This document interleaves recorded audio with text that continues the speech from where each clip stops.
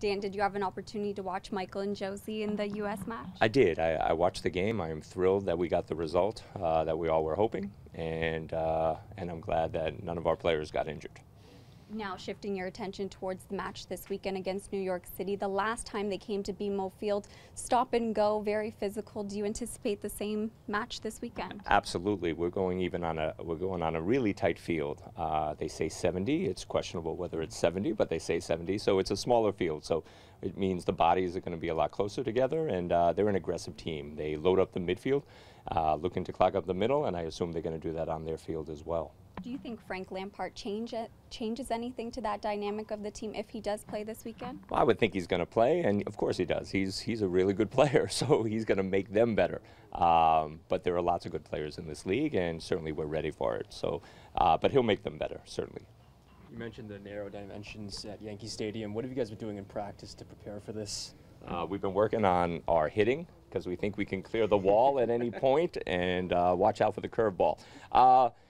You know, we're training on tighter fields, closer space, just so the guys get accustomed to seeing it. It really is 1 to 2 yards that guys are going to be closer.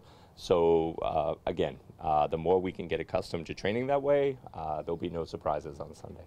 Is that fair? Is that fair that they play on a narrower field? Or shouldn't every field be a standard size? I don't know if every field needs to be, but I don't know if it's fair. I'm a Red Sox fan, so anything happening at Yankee Stadium I'm not happy with.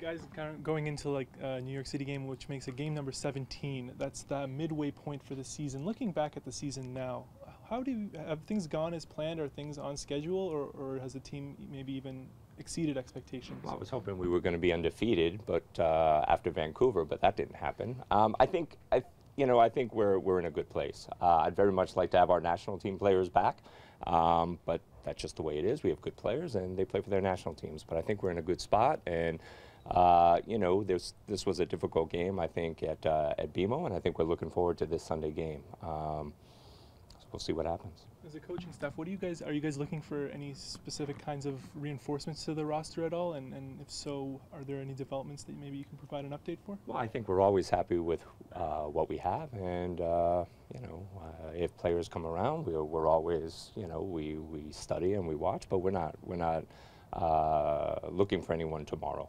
We're very happy with our group, and like I said, we're missing 4 guys, and we got to show our depth and we got to show our ability. And when those guys come back, you know, great for us. But some of these guys have a great opportunity to play and to demonstrate what they can do, and I'm excited to watch that. One of those guys is Daniel Levitz. Do you see him more as a fullback or a midfielder? I know he's been training in both positions recently. You know, Danny, he's a left-sided guy, and you know, what he probably came to TFC, he was a winger. But we don't kind of play that system, so he's either going to be a midfielder or an outside back for us. Both, you know, starting positions are different between a midfielder and a back, but we're asking them to do similar things. So if we are starting Danny, we're hoping that he's still going to do the same things, getting high up on the field, crossing, going 1v1, you know, that he would do maybe as a winger. He would just start farther back.